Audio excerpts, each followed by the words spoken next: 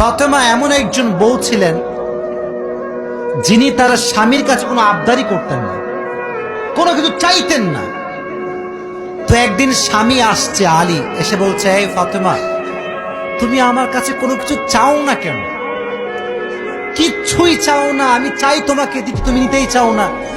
আজকে তুমি এমন একটা কিছু চাইবা যেটা খাওয়ার জিনিস হবে, আমি তোমাকে নিয়ে এসে খাওয়াবো, আমি তোমাকে নিয়ে এসে। তো ফাতেমা বলছেন, না দরকার না। কি দরকার? থাক না, কোনো প্রয়োজন নেই।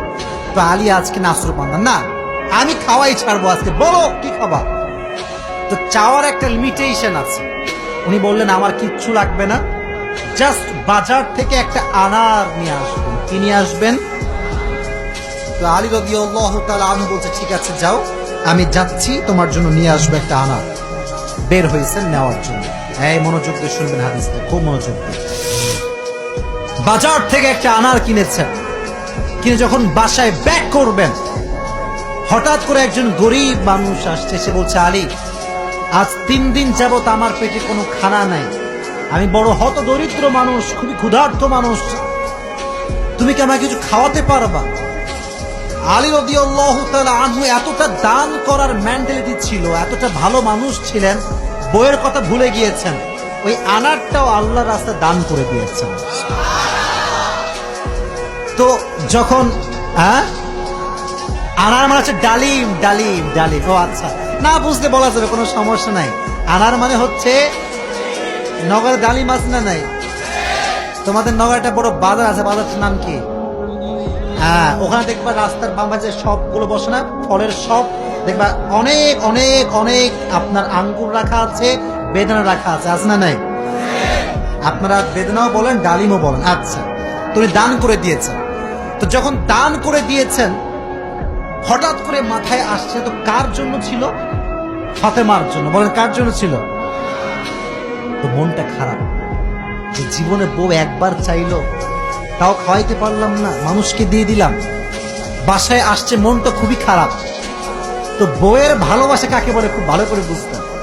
আলী যখন গেটটা খুলেছে, ফাতেমা যখন আলীর চেহারার দিকে তাকাইছে, বলছে, আলী, নিশ্চিত তুমি আমার বেদনা, আমার ডালিম তুমি আল্লাহর রাস্তায় দান করে দিয়েছো। সুবহানাল্লাহ পড়ে। তো বলছে ফাতেমা, আসলেই তাই, আমি দান করে দিয়ে আসছি। তো বলছে, আলী, তুমি যদি আমার জিনিসকে আল্লাহর রাস্তায় দান করে খুশি হও, আমি ফাতেমা তাতেই খুশি হয়ে গেল। অবাক করা বিষয় দেখেন, হঠাৎ করে একজন মানুষ বাসার গেটে নক করেছে, কেউ কি আছে বাসায়? গেট খুলেছে, তো দেখছে গেটের বাইরে দাঁড়িয়ে আছে একজন সাহাবী, তার নাম হচ্ছে সালমান ফারসি। তার নাম কি? এদিকে পেছনে কিয়ামত হয়ে যাক, তোমরা আমার দিকে তাকাও। তার নাম কি? সালমান ফারসি। বলছে, কি হয়েছে আপনার, হঠাৎ করে আপনি আমাদের বাসায় আসছেন? বলছে, নবীজি তোমার জন্য 9টি আনার হাদিয়া পাঠিয়েছেন।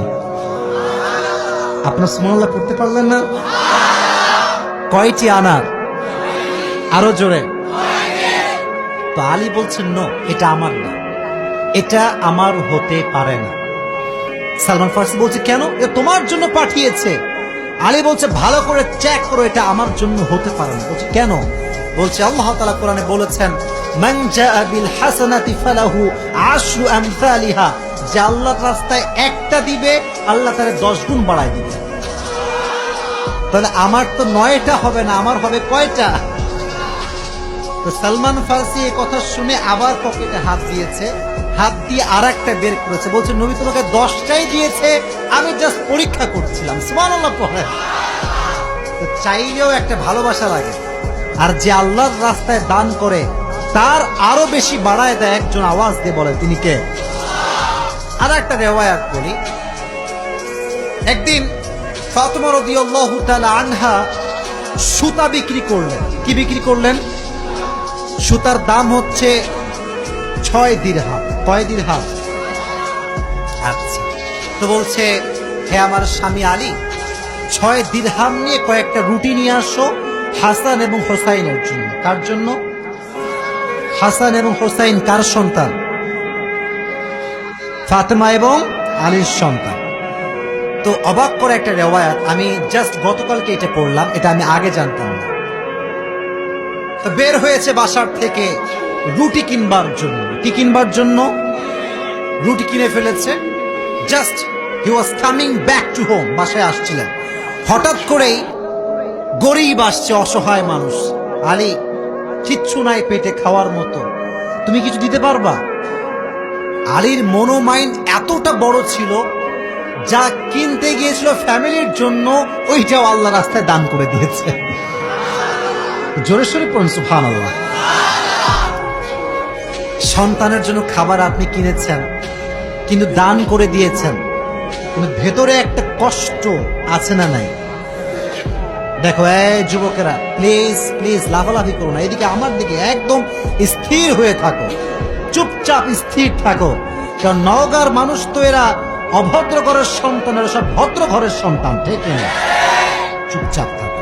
তো যখন ফিরে আসবেন, হঠাৎ করে একজন লোক আসছে, এসে বলছে, আলী তুমি কি উটটা কিনবা? উট? বলেন কি?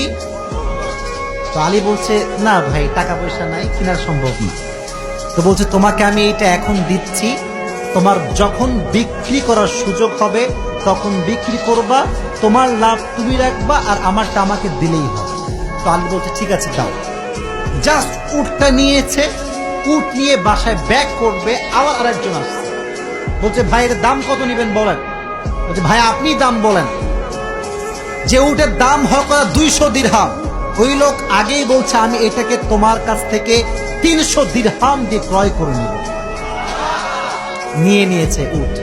তাহলে আগে ছিল মাত্র কয় দিরহাম, এখন তিনি কয় দিরহামের মালিক হয়ে গেলেন? সুবহানাল্লাহ পড়তে পারলেন না? এখন এই যে 300 দিরহামের মালিক যাকে দিবে, লভ্যাংশ খুঁজে পায় না। কই গেল লোকটা? লোক আর খুঁজে পায় না, না পেয়ে বাসায় আসছে।